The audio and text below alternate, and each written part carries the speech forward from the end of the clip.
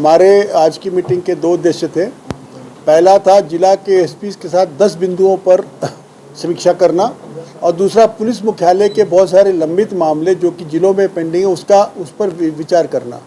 तो पुलिस मुख्यालय में जो हमारे वेरियस आईजीज, डीआईजीज और सब इनके बहुत सारे मुद्दे रहते हैं, ट्रांसफर्स को लेकर, प्रमोशंस को लेकर और एसीपी एमएससीपी को लेकर के, या फिर और जो मुद्दे हैं डिप्लॉयमेंट, फोर्स का डिप्लॉयमेंट वगैरह के जो है, जैसे जैप के आईजी थे यहाँ पर फोर्स के डिप्लॉयमेंट के बारे में, उस पर प्रथम चरण में चर्चा हुई।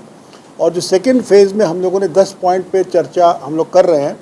तो उसमें 10 पॉइंट में बताया था। पहला पॉइंट था कि ये जो घटनाएं घट रही हैं बाय स्प्लिंटर ग्रुप्स, ये जो हमारे खास करके चतरा हजारीबाग के बॉर्डर पे या रामगढ़ के एरिया में, तो इन घटनाओं को रोकने के लिए क्या कार्रवाई की जा रही है और इन घटनाओं को भविष्य में नहीं हो उसके लिए क्या किया जा रहा है और इनकी इन्वेस्टिगेशन जो पूर्व में घटना उसमें क्या किया जा रहा है।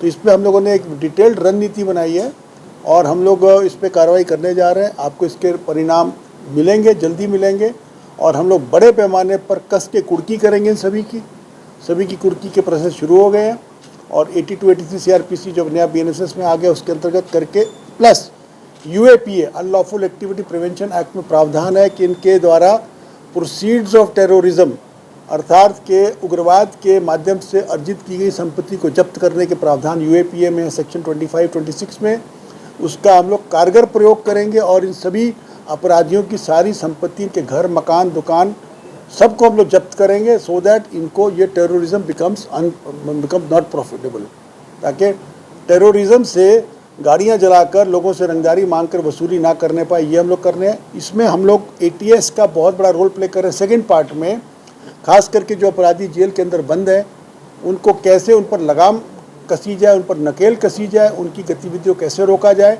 इसमें आईजी ऑपरेशंस और एडीजी ऑपरेशंस संजय लाटकर एक अलग से मीटिंग करेंगे जिसमें वो एसपी एटीएस ऋषभ झा और इन जिलों के एसपीज जो है खास करके हजारीबाग, रामगढ़, बोकारो, धनबाद, जहाँ पर ये 4-5 जो सो कॉल्ड क्रिमिनल गैंग्स जो जिनके और इनके विदेश में बैठे सहयोगी काम कर रहे हैं उनको कैसे रोका जाए उस पर वर्क करेंगे।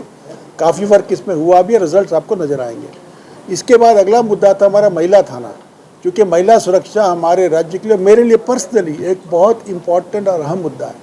तो महिला थानाओं को कैसे सशक्त बनाया जाए, उनकी व्यवस्था, उनकी दोनों चीज़ें, उनकी बेसिक इंफ्रास्ट्रक्चर और उनकी वर्किंग कार्यशैली दोनों में कैसे सुधार लाया जाए उस पर हम लोगों ने वर्क किया। साथ में एंटी ह्यूमन ट्रैफिकिंग यूनिट्स जो हमारे राज्य के विभिन्न जिलों में उपलब्ध हैं उनको और कारगर कैसे बनाया जाए। जैसा आपको मैंने पहले बताया था कि राज्य सरकार ने एक नई सुविधा झारखंड पुलिस को दी है जो संभवतः देश में पहली है कि आप जो है अगर 400 मील से दूर, अगर 400 किलोमीटर से दूर आप अपराधी को रांची लेके आ रहे हैं तो आप वायुयान का प्रयोग भी कर सकते हैं, सिपाही भी कर सकता है, दरोगा भी कर सकता है। संभवतः पूरे देश में ये पहली पहल झारखंड राज्य के द्वारा हमारे पुलिस विभाग को दी गई है। इसके अलावा महिला थाना हो गया, एंटी ह्यूमन ट्रैफिकिंग यूनिट हो गया, भुक्त भोगियों को 1930 के बारे में कैसे बताया जाए, उनको जो है उनका पैसा फ्रीज करके वापस उन्हें कैसे दिलाया जाए, इस पर चर्चा होगी। अभी हुई नहीं है चर्चा, इसके बाद होगी। फिर हम बात करेंगे पुलिस कंट्रोल रूम्स की। तो हमारे जो पुलिस कंट्रोल रूम है उनको और कारगर कैसे बनाएं ताकि कोई भी सूचना, जिसको हम कहते हैं फोर्स मल्टीप्लायर या क्विक रिस्पॉन्स, अगर कहीं घटना घट जाए तो भले हमारा वहाँ पर एक सिपाही खड़ा है, वो तुरंत मोटरसाइकिल से या मोबाइल फ़ोन से कॉल करके या 112 पे कॉल करके वो तुरंत आसपास की सभी मोबाइल्स को बुला कर घटना का वो कर सके। इस पर हम लोग चर्चा कर रहे हैं। फिर डायल 112 की समीक्षा हम लोगों ने पहले भी की है, दोबारा करेंगे, क्योंकि डायल 112 में हर जिला का पेट्रोलिंग पार्टी का बहुत बड़ा रोल रहता है। क्विक रिस्पॉन्स कैसे कर सके, जैसे कोई बंदा 112 पे कॉल करता है उसका मैसेज आता है कंसर्न जिला के कंट्रोल रूम को, वहाँ से जाता है वो वहाँ की मोबाइल गाड़ी को, वो मोबाइल गाड़ी त्वरित गति से कैसे घटनास्थल पर पहुंच सके, इस पर हम लोग चर्चा कर रहे हैं। इसके अलावा हम लोग बात करेंगे नक्सलियों और अपराधियों के पर रिवार्ड को घोषित करना। जो रिवार्ड घोषित हुए बहुत सारे, देखिए मेरा मानना है कि Jharkhand reward policy is one of the best in the country. मुझे लगता है कि झारखंड एकमात्र राज्य है जहाँ पे 1 करोड़ रुपए तक के इनाम नक्सलियों पर घोषित भी हैं और दिए भी गए हैं। सिर्फ घोषित ही नहीं है, कागजों पे ही नहीं है, दिए भी गए हैं। 1-1 करोड़ रुपया तक लोगों को दिया गया। अभी हाल में ये हमारे एडीजी ऑपरेशंस और आईजी ऑपरेशंस की पहल से गिरिडीह में एक नामी नक्सली सरेंडर किया है जिसमें 10 लाख का उसको इनाम दिया गया है, तो उस पर हम लोग रिव्यू करेंगे। इसके अलावा हम ट्रैफिक की बात करेंगे, ट्रैफिक व्यवस्था को कैसे सुधारें, क्योंकि शहर की पहचान ट्रैफिक से होती है। जो पहला, अगर कोई बाहरी व्यक्ति, कोई बिहार से, यूपी से, बंगाल से कोई आदमी रांची आता है तो उसका पहला इम्प्रेशन हमारे राज्य के बारे में पड़ता है ट्रैफिक से। तो ट्रैफिक की व्यवस्था को हम कैसे सुचारू बना सकें, इस पर हम लोग विचार करेंगे, खास करके शहरी क्षेत्र में। तो ये हमारे आज के मुख्य बिंदु थे। और आज जो मैं मीटिंग कर रहा हूँ, मैं एक एक जिला का डिटेल्ड रिव्यू नहीं कर रहा हूँ। मैं अपना सोच उन लोगों को दे रहा हूँ, हमारे पुलिस अधिकारियों को, और उनका सोच मैं प्राप्त कर रहा हूँ।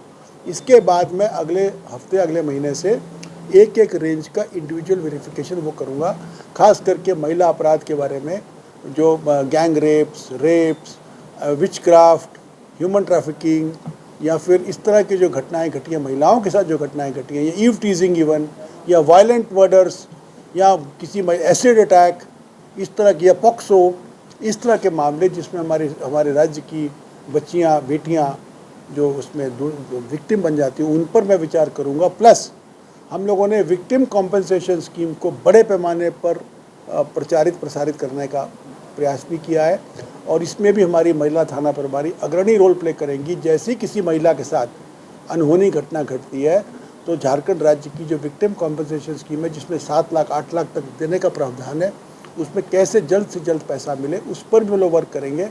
और इस कार्य, और एक और मैं चीज़ बताना चाहता हूँ, वो भी मैंने ऑर्डर नहीं निकाला है। हम बहुत जल्दी जनता पुलिस समन्वय के, जिसको दरबार कहते हैं, लेकिन उसका एक पूरा रूपरेखा बना रहे हैं। और हम लोग अभी अगले 15 दिनों के अंदर में ऐसी व्यवस्था बनाएंगे कि राज्य के हर जिले में 1 या 2 जगह पे हम लोग के पुलिस अधिकारी पब्लिक के साथ बैठ करके, आम जनता के साथ बैठ करके उनकी समस्याओं को सुनेंगे, विशेष करके साइबर अपराधी घटना, नारकोटिक ड्रग्स की घटना, और इवन यदि कोई पुलिस का अधिकारी दुर्व्यवहार कर रहा है किसी पब्लिक के साथ, या गलत अनुसंधान कर रहा है, जिसको दोषी को छोड़ रहा है, या निर्दोष को पकड़ रहा है, या निर्दोष को जेल भेज रहा है, दोषी को जेल नहीं भेज रहा है, ये सारी चीज़ों के लिए हम एक व्यापक एक्शन प्लान बना रहे हैं। वो आज से कल तक हम रिलीज़ करेंगे, और हम लोग कोशिश करेंगे कि हमारे अगले 15 दिनों में एक जनता दरबार कहिए या जो भी उसको कहिए, उसका एक पूरा कार्यक्रम शुरू हो जाए। कि आपकी उंगलियां भी बरतेंगी। ये देखिए सर, A1 क्वालिटी का सीमेंट लगा रहा हूं मैं।